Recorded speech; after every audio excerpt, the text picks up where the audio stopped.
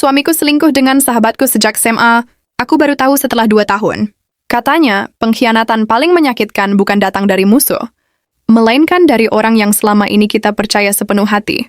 Namaku Rania. 8 tahun aku menjalani rumah tangga bersama Arga. Kami bukan pasangan yang sempurna, tetapi kami selalu berusaha saling menguatkan.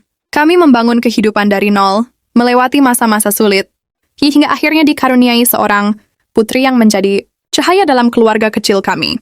Aku selalu berpikir bahwa aku adalah wanita paling beruntung. Suamiku bertanggung jawab, penyayang, dan tak pernah membuatku curiga. Di sisi lain, aku juga memiliki sahabat sejak SMA bernama Dinda. Kami sudah bersama sejak remaja, saling mendukung saat patah hati, lulus sekolah, hingga akhirnya masing-masing membangun kehidupan sendiri. Bahkan saat aku menikah, Dinda berdiri di sampingku sebagai pendamping pengantin. Ia memelukku sambil berkata, "Aku ikut bahagia melihat kamu menemukan laki-laki yang tepat." Kalimat itu terus terngiang di kepalaku. Karena ternyata, semua hanyalah kepura-puraan. Perubahan Arga mulai terasa sekitar 2 tahun lalu. Ia sering pulang larut malam dengan alasan lembur. Ponselnya selalu berada di genggamannya. Saat ada pesan masuk, ia buru-buru mematikan layar. Aku sempat bertanya, tetapi ia hanya tersenyum dan berkata bahwa pekerjaannya sedang sangat sibuk. Aku memilih percaya. Bagiku, kepercayaan adalah dasar sebuah pernikahan. Hingga suatu malam, ponselnya bergetar ketika ia tertidur di sofa. Aku tidak pernah berniat membuka ponselnya. Namun entah mengapa hatiku terasa begitu gelisah. Di layar muncul sebuah pesan. "Aku kangen. Hati-hati di jalannya. Jangan sampai Rania curiga."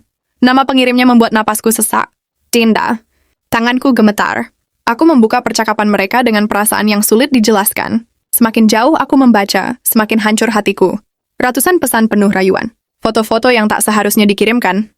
Bahkan ada percakapan tentang liburan yang mereka lakukan saat Arga berpamitan kepadaku dengan alasan perjalanan dinas. Air mataku jatuh tanpa bisa kutahan. Yang paling menghancurkan adalah sebuah pesan dari Dinda. "Kalau saja dulu aku lebih berani mengungkapkan perasaanku, mungkin sekarang aku yang menjadi istrimu." Aku menutup ponsel itu perlahan. Malam itu aku tidak menangis keras. Aku hanya duduk di lantai memeluk lutut, merasakan dunia yang selama ini kubangun runtuh dalam sekejap. Beberapa hari kemudian aku memutuskan mencari jawaban dengan caraku sendiri. Aku berpura-pura pergi ke rumah ibu. Namun sebenarnya aku mengikuti mobil Arga dari kejauhan. Mobil itu berhenti di sebuah kafe yang cukup sepi. Dari balik jendela, kulihat Dinda sudah menunggunya. Mereka tersenyum, saling menggenggam tangan, lalu duduk berdampingan. Tidak ada rasa bersalah di wajah mereka. Saat itulah aku memberanikan diri masuk. Mereka langsung terdiam. Wajah Arga memucat. Dinda melepaskan genggaman tangannya dengan panik. "Aku cuma ingin satu jawaban," kataku pelan. "Sejak kapan?" Arga menunduk. Suaranya nyaris tak terdengar. "Sejak reuni SMA. 2 tahun lalu." Dadaku terasa sesak. 2 tahun. Selama 2 tahun aku memasakkan makanan untuk suamiku. Selama 2 tahun aku masih tertawa bersama sahabatku. Selama 2 tahun mereka menatap wajahku seolah tidak sedang menyimpan kebohongan. Dinda menangis sambil menggenggam tanganku. "Maafkan aku, Ran. Aku benar-benar menyesal." Aku menarik tanganku perlahan. Kesalahan bisa terjadi sekali. Tapi kalian memilih mengulanginya selama 2 tahun. Itu bukan khilaf, itu keputusan. Tak ada teriakan, tak ada tamparan. Hanya keheningan yang terasa jauh lebih menyakitkan. Malam itu aku pulang sendiri. Di rumah, aku melihat foto pernikahan kami tergantung di ruang tamu. Aku tersenyum pahit lalu melepaskannya dari dinding. Beberapa minggu kemudian, aku mengajukan gugatan cerai. Banyak orang berkata aku seharusnya bertahan demi anak. Namun aku percaya, seorang anak lebih membutuhkan ibu yang kuat daripada keluarga yang dipenuhi kepura-puraan. Prosesnya tidak mudah. Ada malam-malam ketika aku menangis hingga tertidur. Ada pagi-pagi ketika aku harus berpura-pura tersenyum di depan putriku.